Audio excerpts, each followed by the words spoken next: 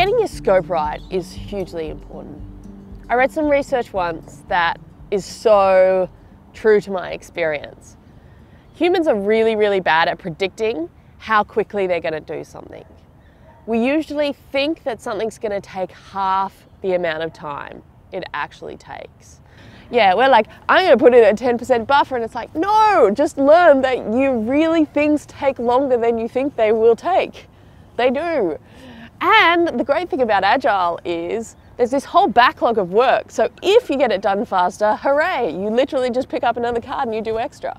So unless I really take the time to think about what I'm trying to do, then often I find I get totally lost in all of the details of all of the stuff I have to do, which is why I find Agile really helpful, because it chunks things down for me. So first what we're going to do is brainstorm a huge list of all the things we can do.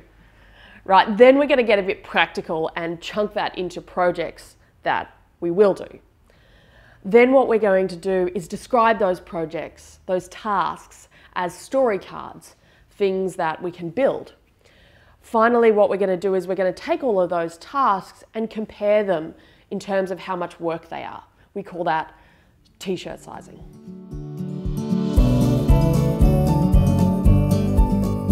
Brainstorming is thinking about all the ideas. There's no wrong, there's no right, everything's welcome, and you get a list of all of the things you might want to do for achieving your objectives. It's about thinking big, and it's about writing down, maybe on post-it notes, all of the things you want to do to achieve your objective. And that's going to be huge and crazy.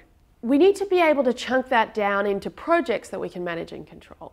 So say I'm trying to sell coffee, right? There could be heaps of different ways I could do that, like hiring a sales team or running a big marketing campaign. Or we could do some more specific things like having sales events or having a website. Let's say I pick two. So maybe one way is events. So I could have a project about having a sales event where people come, they taste my coffee, and they buy it. And that could be a whole project, one event.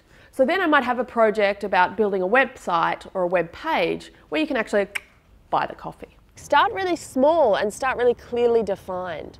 That's a good scope. Small and clearly defined. And then you can rush and finish that project and get on to the next part. So a really useful part of Agile is this idea of thinking about the people we're building for. So what we do is we take all of the things that we think need to happen and we put that in the language of the people it impacts. So we use this really simple format called a story card, which is, as a user, I need a thing so I can achieve a goal. This is a story card, and what we're going to do is think about our project from the perspective of the people it touches. So if we're thinking about a sales button, a user is going to need to buy something on the website. As a customer, I need a buy button so I can buy my coffee.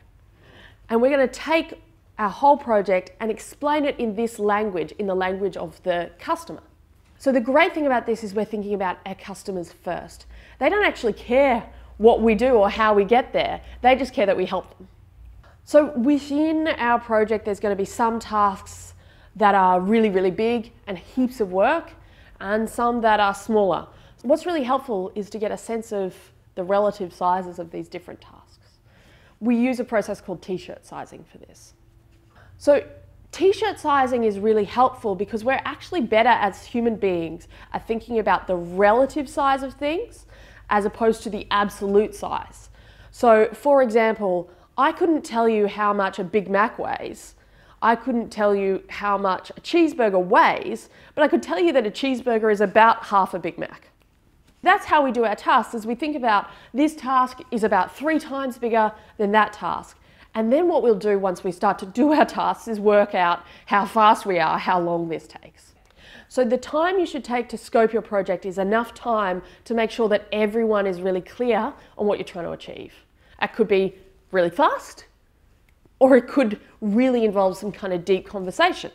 It's absolutely just take the time you need to make sure everyone's on the same page so you can go faster later. At the end of this process, you will be really clear on what you are doing together as a team and what you're not doing that you might like to do that maybe you'll do later, but you're not doing. and you will have a series of cards stuck in a pile on a wall or online that describe that.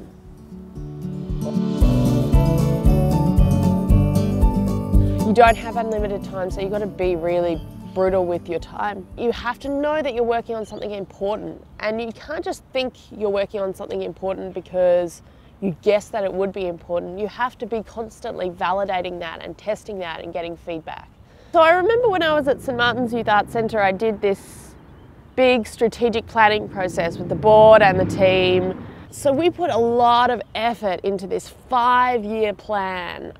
We spent heaps of time on it, and I mean it was beautiful, but people didn't use it every day. We spent a lot of time in the team communicating about things far away in the future, which meant we weren't spending time communicating about things that needed to happen like that week or that month.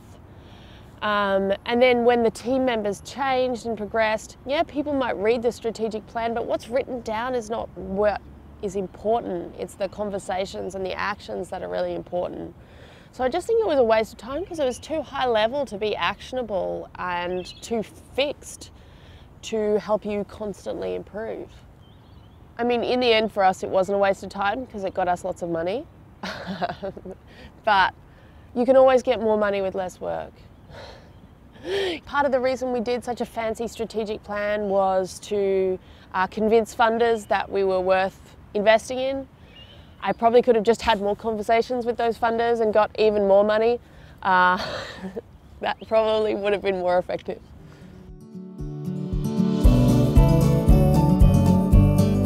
You've brainstormed all the things you want to do, and you have to then pick, okay, what can I do? And that's obviously going to be dependent on a couple of things. Like how many people in your team, how much money do you have, when do you need to get it done by?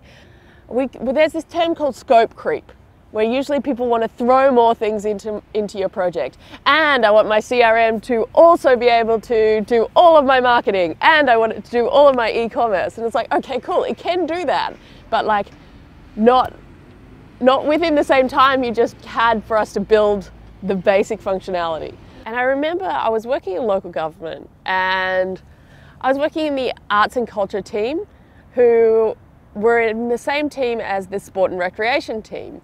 So this meant that I went to a lot of meetings that weren't really a good use of my time. But I did learn something interesting from the bloke who was redeveloping the swimming pool. He told me about the project management triangle.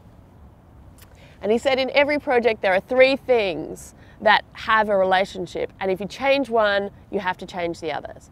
And these things are resources, so that could be people, that could be money, time, and scope.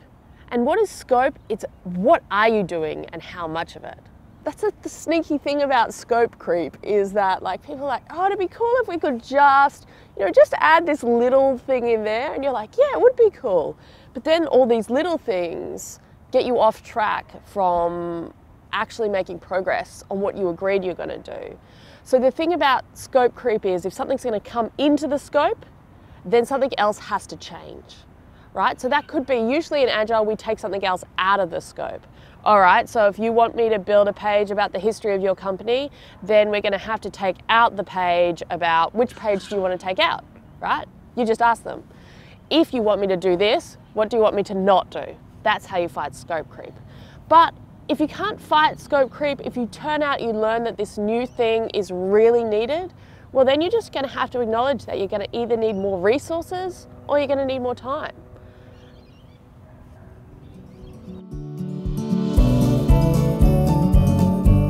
When I was running a company that made theatre with children, we needed a CRM, a customer relationship management system. And so we had these 2 people helping us.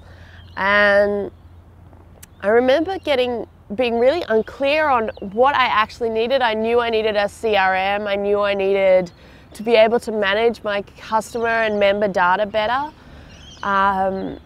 And I sort of knew what it wanted to do, but I didn't know really what it should look like. And I remember this happened all the time, whereas the two guys who were building the system would often end up trying to explain to me how the system worked, and I just got lost and I felt like a real idiot. I felt really dumb, and I was like, what I need is I need for my teachers to be able to see next to the name of someone whether or not they have any allergies or disability access requirements. And I just need them to see that, and I need them to be able to print that off on the roll every class. That's what I need. And when we started talking that language, it got so much less technical, and I felt much more confident. And then I could trust that they would work out how to do it, but I knew exactly what they were going to do for me. I mean, the focusing on the what, not the how, is super important because it doesn't crush people's creativity as well. I much prefer when someone comes to me and say, Claire, I need a theatre production that's going to transform the lives of 300 people. Okay, great. Then I can go away with my artists and do it. But if they say, and you've got to have red curtains and it's got to be 120 minutes long, I'm like, oh man. So instead tell me what I need to do. I need to inspire people. I need to teach them something. I need to change something. Tell me what behaviors you want other people to be doing, and I can then go and find a creative way of doing that. But if you tell me how I'm supposed to do it, to the letter, I'm just going to get bored. And I'm going to put it off, and then the project's going to slow down, and that is not what we want. So often we feel like the project is overwhelming and we don't know how to get traction, how to progress. This planning process helps us to see what the end looks like and the little steps we're going to take to get there. There are so many ways that we can prevent ourselves from successfully starting a project. Usually we're spending way too much time overthinking it, or we're not collaborating well with people, or we're wanting to be perfect, and we just don't get started on doing the work fast enough. When a bunch of people really get a good clear idea on a scope and they all know exactly what they're going to work on together, it's a really nice feeling. People feel really energized, they feel really motivated and really impatient to just get started.